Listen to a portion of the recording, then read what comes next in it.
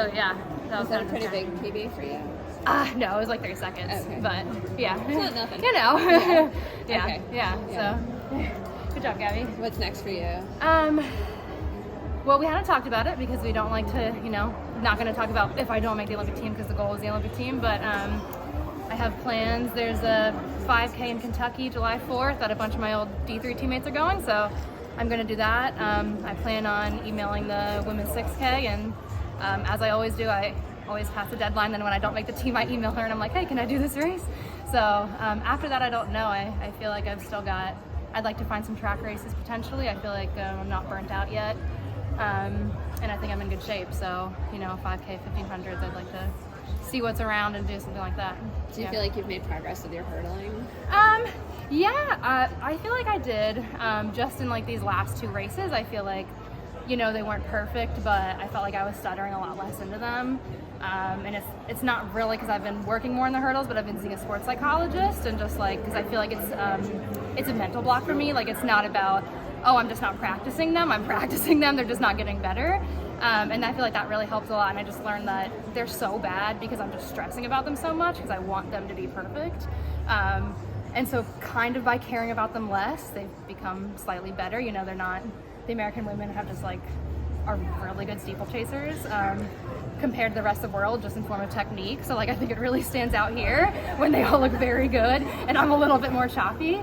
But it's a high standard, so yeah. It seemed like you had like a sort of sidestep when you were coming to the hurdles. Can you explain that? Why are you doing that? If I could explain it, I would be able to fix it. But yes, I played soccer and basketball a very long time. And so I have this really bad habit that I've picked up since I've become anxious about the hurdles of, like going like this before I go over, which is why I prefer to be alone, like not surrounded by people when I'm doing it, because I don't want to impede everyone else. Like, I know that it's not great form, so I will swing out wide from people because I'm so aware of like, I'm not trying to ruin other people's races by my weird things. But yeah, it's like a very odd stutter step that I cannot get rid of. Yeah. And I got here when you were talking to Sarah, but what was the thinking behind taking it out so hard? Why did you decide to do that? Well, one, if I got top 3, I didn't have the world standard. We didn't think it would be possible. Even if I ran like 9:24, I don't think that wouldn't have given me enough points to get it on the ranking. So I had to have a 9:23 race to make it in general. So that was the first thing. The second thing would be like just my hurdles and my strength over them is just not as good as everyone else. And I do better when I can see it and I'm not thinking about it. When I'm hurdling next to people and I see how much time they gain on me, that gets in my head, and then it's kind of just like, which is very inefficient. And so when I'm by myself, I'm just a little bit more fluid over them. And then 3, we thought, honestly, that was my best shot at making a team. I just felt like, a lot of the steeplers kind of come up more from like the 1500 and I come down from the 5K.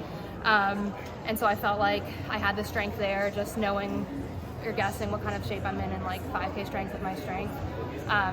That a fast race and trying to burn everyone else sooner would be my best shot. And it was just, kind of, Gotcha. Thank you.